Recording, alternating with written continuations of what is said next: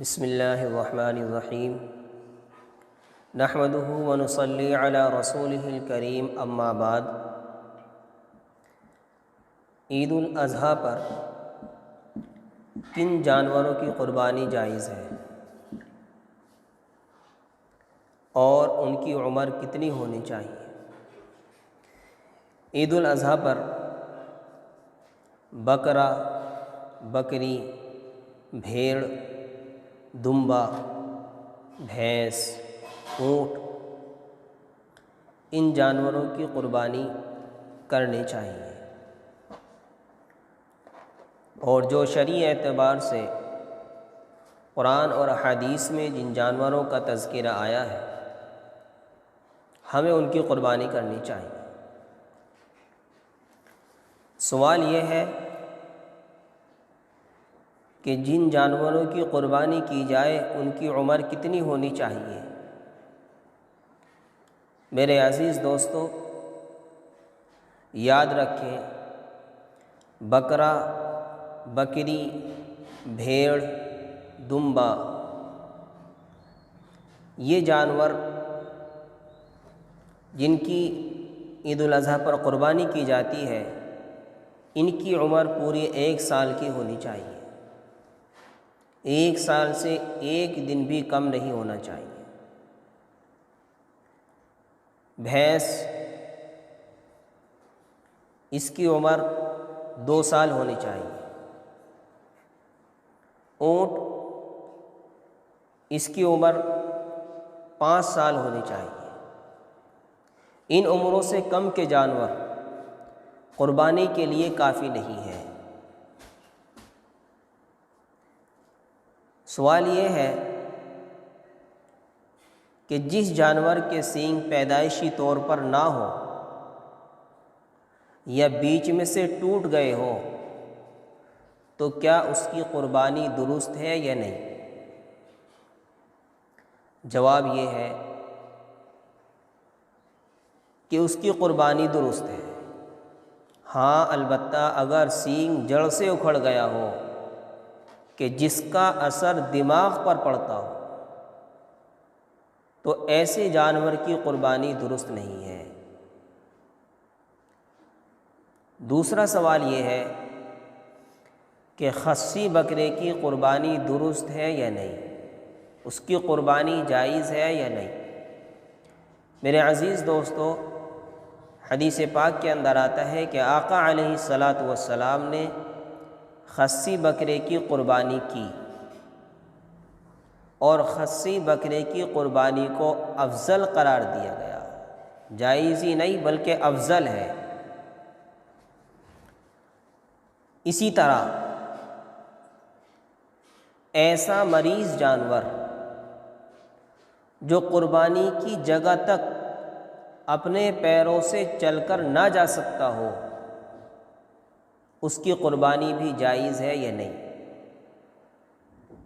میرے عزیز دوستو، ایسا جانور جو قربانی کی جگہ تک بھی اپنے پیروں پر چل کر نہ جا سکتا ہو، اتنا کمزور ہو، بیمار ہو، لاغر ہو، تو ایسے جانور کی قربانی جائز نہیں ہے۔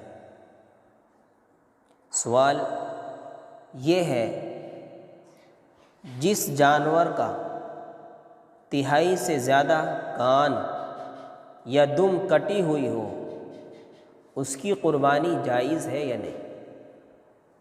یاد رکھیں کہ ایسے جانور کی قربانی کہ جس کا کان یا دم 1/3 سے زیادہ کٹی ہوئی ہو تو ایسے جانور کی قربانی جائز نہیں ہے۔ ایک سوال یہ ہے کہ جس جانور کے دانت بالکل نہ ہو یا اکثر نہ ہو اس کی قربانی بھی جائز ہے یا نہیں؟ جواب یہ ہے کہ ایسے جانور کی قربانی کہ جس کے دانت بالکل نہ ہو یا اکثر دانت نہ ہو تو ایسے جانور کی قربانی بھی جائز نہیں ہے۔ اسی طرح ایک سوال یہ ہے کہ جس جانور کے کان پیدائشی طور پر بالکل بھی نہ ہو اس کی قربانی درست ہے یا نہیں؟ جواب یہ ہے کہ ایسے جانور کی قربانی کہ جس کے پیدائشی طور پر کان بالکل نہ ہو، تو ایسے جانور کی قربانی بھی درست نہیں ہے۔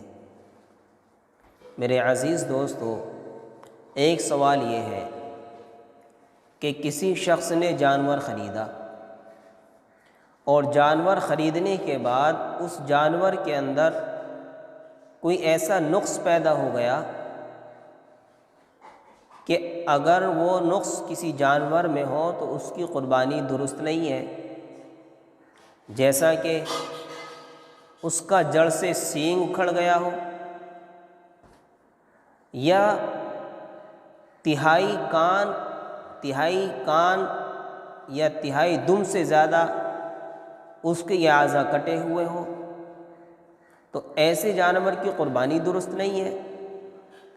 تو جانور خریدنے کے بعد اگر ایسا کوئی نقص ہوا ہے، اس جانور کے اندر ایسی کوئی کمی ہوئی ہے، تو یاد رکھیں اس کے اندر کہ اگر جانور خریدنے والا مالدار نہیں ہے، صاحب نصاب نہیں ہے، صاحب استطاعت نہیں ہے، تو ایسے شخص کے لیے اسی عیبدار جانور کی قربانی جائز ہے۔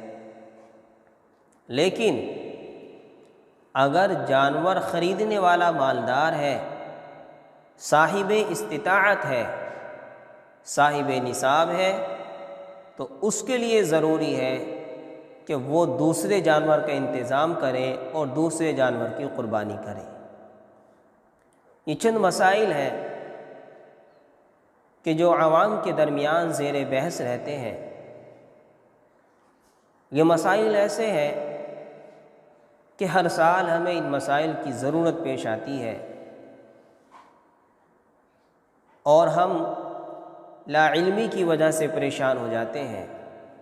میرے عزیز دوستو، میں آپ سے ایک یہ بھی درخواست کروں گا کہ آپ دینی مسائل میں اپنے آپسی اختلافات نہ بڑھائیں، اپنی بحثیں نہ بڑھائیں، بلکہ اپنے ائمہ حضرات کے پاس جا کر، اپنے علماء کے پاس جا کر مسائل کی تحقیق کریں، مسائل کو سمجھنے کی کوشش کریں۔